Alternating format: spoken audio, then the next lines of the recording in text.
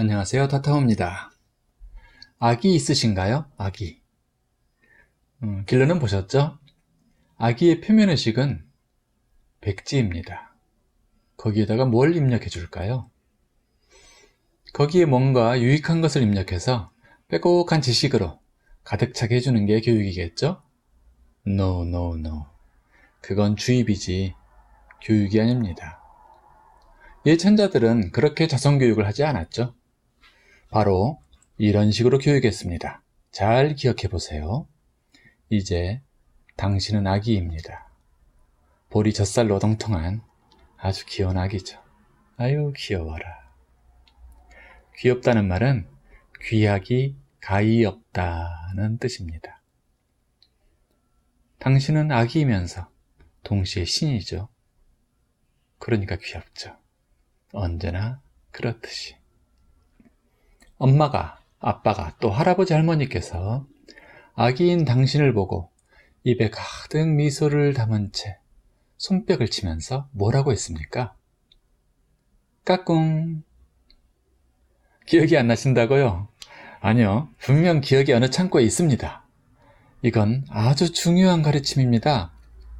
흘려버릴 만한 것이 아니거든요.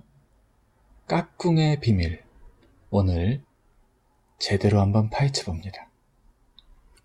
진실은, 그리고 진리는 어렵지 않습니다. 재밌어요. 사실 어려울수록 본질에서는 멀어지고 있는 것인지도 모릅니다. 사랑이 어려운가요? 어렵지 않죠. 안 가르쳐줘도 합니다. 그것처럼 진실은 간단해야 합니다. 문자를 탐험하려 할 때 맨 먼저 뭘 하나요? 탐구하려는 문자를 마음의 밥상 위에, 테이블 위에 올려놓고 깊이 숨을 쉽니다. 말하자면 막 의식의 냉동실에서 꺼냈으니 해동을 해야 하는 거죠. 깊이 숨 쉴까요? 깊이. 당신의 깊은 곳에 사랑이 있습니다. 그 사랑을 퍼올릴 수 있을 만큼 깊이. 그 지대까지 깨어나도록, 이어지도록 깊이 숨 쉬어줍니다. 아기의 의식 상태는 어떻죠? 기억나세요? 이미 표면의 하드디스크는 다 포맷된 상태입니다. 당신이라는 영이 엄마의 몸속으로 들어와서 착상될 때 그 충격으로 하드디스크의 반은 지워져 버립니다. 기절하거든요. 그리고 조금씩 깨어납니다. 어느 날 깨어나 보니 엄마 뱃속에 있는 거죠. 뱃속인 줄도 모르는 그 공간 속에 있는 거죠. 엄마 뱃속에서 육체가 형성되어 가면서 결심을 합니다. 내가 태어나기만 해봐라. 이 여인에게, 이제 감 잡은 거예요. 이 여인에게 내가 아는 모든 것을 알려줄 테야. 우리가 진정 무슨 관계인지를. 그리고 엄마한테 짜증 좀 내지 말고 술 좀 줄이라고 얘기할 거야. 이런 식으로 결심을 합니다. 많은 얘기를 해주려고.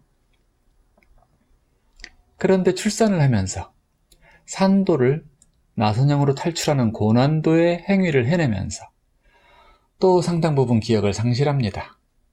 제왕절개로 낳는 경우도 그다지 다를 건 없어요. 갑자기 그 안정된 어둠 속에서 하늘이 쩍 벌어지죠.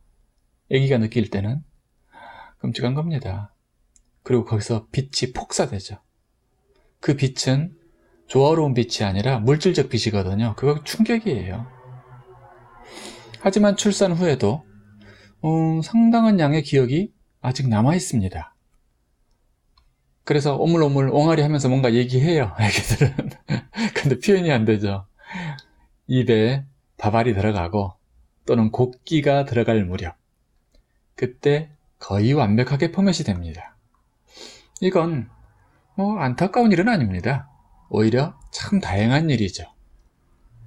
하드디스크에 있는 전생의 기억쯤은 깨끗이 잊어도 됩니다. 왜일까요? 그때의 기억은 잠재의식층에 데이터화 되어 있으니까요. 이건 파동의 세계의 일입니다. 거기서 연락에 숙성되고 있단 말입니다. 숙성되고 나면 지혜의 황금 물방울이 되죠. 저는 이 비유를 참 좋아해요. 정말 그렇거든요. 그런데 각성력이 둔한 사람은 경험을 하고도 그것을 숙성 창고에 넣지 못하고 우물쭈물하다가 유실시키곤 합니다. 정말 아까운 일이죠. 경험을 유실하다니. 재산보다 훨씬 소중한 경험을. 공부를 하고 영화를 보고 멘토의 조언을 듣고 친구들하고 이야기 나누고 현자의 명언을 듣고 가르침을 듣고, 그러고도 각성력의 날이 둔한 상태에서는 쉽게 쓸려나갑니다. 장기 기억되지 않는다는 얘기죠. 유전자에 새겨지지 않는다는 얘기죠. 영혼의 유전자의 말입니다. 그리고 또 살아가면서 온갖 시련을 겪고 갈등을 맞이하고 실패하고 고뇌 속에 헤매었으면서도 그 값진 기억이 지혜 창고에 이월되지 못하여 헛된 지식 나부랑이가 되어가지고 자랑이나 해야 되고 쓸데없이 뇌 심피질에 부유하고 다니거나 이런 식입니다. 그러니는 다시 태어나도 의식의 어두운 한랭과 골목을 헤매고 다닙니다. 불안하고 지혜의 빛이 없으니까요. 그 지혜도 아기가 자라면서 차근차근 싹이 트듯이 열립니다. 지혜의 곳간이 열리는 일이 빠르면 어떻게 될까요? 당신은 빨랐나요? 당신의 아기는 빨랐나요? 그게 빠르면 아이들은 빨리 의식이 깨어나요. 그러면 모습이 생긴 모습 어여쁩니다. 잘생겨요. 조화롭죠. 공부도 잘해요. 부모에게 효도해요. 이쁜 짓만 해요. 형제간의 우애도 돈독해요. 참 좋겠죠? 세상에 나가서도 그런 애들은 빛과 소금 같은 존재가 됩니다. 큰 일도 해내죠. 세상을 바꾸고 리드하죠. 그래서 부모는 자기 아기에게 그 지혜 곳간을 여는 자극을 던집니다. 뭐라고 할까요? 열려라 참깨. 바로 까꿍입니다. 까꿍은 각궁입니다. 깨달을 각, 그리고 활궁. 그런데 활궁? 그게 왜 거기서 나와? 우리의 고대 비결 속에서는 정신적 세계의 책 속에 궁을이라는 궁을 신비로운 단어가 자주 등장합니다. 궁을가, 이제궁궁 이런 표현들이 있는데, 격암유록이나 정감록, 또 최수훈 선생의 글, 누구는 또 그 궁을을 재난을 피할 십승지라고 해석하기도 합니다.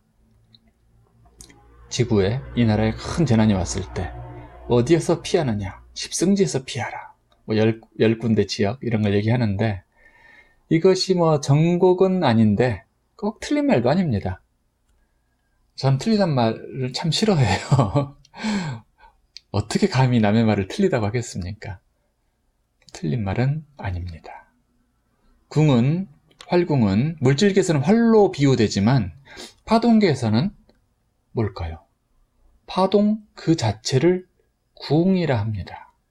을자도 마찬가지예요. 궁자, 을자 잘 보세요. 파동의 형태거든요. 특히 전서에선 더 그래요. 또 한글 자음에서 리을도 그겁니다. 파동이에요. 그 형상이 에너지의 흐름을 명시하고 있습니다. 자, 중요한 부분에 이르렀습니다. 깊이 숨 쉴까요? 이 우주 전체가 파동계입니다. 그리고 나도 당신도 파동이지요. 이런 말들을 심피실에서 놀다가 빠져나가게 놔두지 마세요. 지금 깊이 숨 쉬라는 이유가 있습니다. 깊이 새기시라는 것이죠. 우주가 파동이고 당신도 파동이고 일체가 파동이고 우리 감정도 마음도 다 파동입니다. 그것을 깨닫는다면 삶에 대한, 생명에 대한 접근 자체가 완전히 바뀝니다. 파동의 가장 거친 끝자락이 물질입니다. 그러니 물질 위주의 의식이란 건 본말이 전도된 것이죠. 앞뒤가 뒤집힌 거예요. 우리는 그 뒤집힌 몽상을 이제 멀리 여의어야 합니다. 그리고 온통 은혜로운 파동의 유토피아에 우리가 살고 있음을 자각해야 합니다. 네, 여기가 통일장이며 양자장입니다. 다른 곳에 있는 게 아닙니다. 그것을 저 깊은 참나가 각성하여 눈을 떠야죠. 그래서 아직 때묻지 않은, 오염되지 않은 이 순수한 아기의 눈 깊은 곳, 참나의 불꽃을 향해 한마디를 던집니다. 까꿍. 이 보배로운 말을 많이 들은 아기는 훨씬 건강하게, 지혜롭게 커갑니다. 불행히도 어려서 그런 복된 발음을 접하지 못한 아이들도 있겠죠. 당신의 남편이 그럴지도 모릅니다. 이미 사춘기가 되어버린 아들일 수도 있죠. 그런 이에게는 나중에라도 해주세요. 부드럽게 입 맞추고 나서 미소를 띠며 그의 눈동자 깊은 곳을 향해 해주세요. 까꿍. 그는 깜짝 놀랄 겁니다. 이 소리는 밝은 성품으로만 발성이 가능한 소리입니다. 인상을 구기고는 발성 못해요. 그를 미워하면서는 발성 못해요. 우울한 상태에서도 발성이 안 됩니다. 의심하면서도 발성이 안 돼요. 이런 게 진언이지요. 지금 당장 해보실래요? 저도 당신을 향해 이 알찬 진언을 드립니다. 까꿍. 까꿍의 형제어로는 짝짝꿍이 있습니다. 짝짝꿍 기억나시죠? 가장 원초적인 언어, 엄마가 위대한 진언인 것처럼 원초적인 가르침일수록 그 안에 광대한 지혜가 연결해 있는 법입니다. 그런데 아쉽게도 이제는 뜻을 상실한 채 언어의 유전자다발 속에서 희미하게 명멸하고만 있죠. 더 이상 지워지기 전에 그 뜻을 분명히 바로 세워야겠습니다. 그게 우리 문자인문학의 사명이기도 하니까요. 짝짝꿍에서 짝, 이 단어부터 해동시켜 볼까요? 재밌겠죠? 짝. 짝은 손뼉이 부딪히는 소리입니다. 그렇죠? 그런데 손뼉은 둘이죠. 손바닥이 둘이잖아요. 이게 참 재미납니다. 한 손바닥은 소리가 나지 않습니다. 뭘 당연한 소리를 하냐고요? 고장난명이라는 사자성어가 있죠. 그 뻔한 얘기를 가지고 왜 사자성어까지 만들었을까요? 그 안에 뭔가 알맹이가 있기 때문입니다. 아주 깊은 알맹이. 이건 최초의 당신이 가졌던 고민이기도 합니다. 당신이라는 신이. 신은 혼자서는 우주를 확장시키기가 어려웠습니다. 자기를 인식해야 할 눈이 없죠. 그걸 인식해야 원심력을 일으키게 돼요. 그래서 우주가 확장하는데 말입니다. 자기가 자기를 보고 인식한다는 건 쉽지 않은 일입니다. 내가 거울 없이 내 얼굴을 보는 게 불가능한 것처럼 말입니다. 그리고 우리는 자신의 심장도 쳐다본 적 없잖아요. 대화 못 해본 것은 물론이고요. 그래서 당신은 스스로를 양극화시킵니다. 그리고 나자 그 양극이 서로를 마주봄이 어땠겠어요? 얼마나 황홀했을까요? 사랑스러웠을까요? 기뻤을까요? 그때 엄청난 에너지가 폭발하듯이 발생했습니다. 에너지가 의식입니다. 가장 큰 에너지는 고양된 파동이죠. 고양된 파동, 사랑, 기쁨, 감사, 찬탄. 신이 이렇게 양극화를 해서 커다란 사랑과 기쁨을 누렸어요. 그 이후에 계속 부분적 양극화를 시도했겠죠. 지금 그래서 무수한 분신이 창조된 상태입니다. 이 분신들이 때론 그 하나의 힘을 잊어버리고 분리감에 젖어서 버림받았다고 생각하고 고통받죠. 아니, 엄밀히 말하면 고통을 창조하죠. 대단한 창조자들입니다. 그 분리감을 지울 수 있는 것이 뭘까요? 바로 감사며 감탄입니다. 양손은 좌뇌와 우뇌죠. 밖으로 드러나 있는 뇌죠. 이 두 손바닥을 부딪히면 좌우뇌의 통합이 일어나면서 N극, S극이 부딪힌 것처럼 각성의 불꽃이 일어납니다. 그래서 우리는 박수를 쳐주는 겁니다. 통합, 통합, 통합, 사랑, 사랑, 사랑, 감사, 감사, 감탄, 감탄.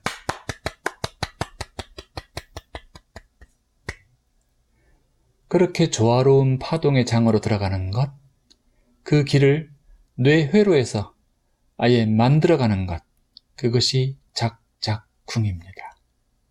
지을작 지을작 활궁이며 또 장렬한 달작 불꽃작이기도 합니다.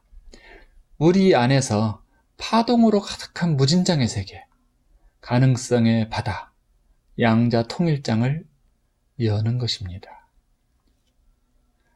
당신이요, 지금 당장 그것을 이루어주시겠어요? 무엇보다 당신에게 말입니다. 당신의 겉나인 에고와 속나인 자율신경계와 참나인 당신의 신성에게 깍꿍 그리고 짝짝꿍을 해주시겠어요?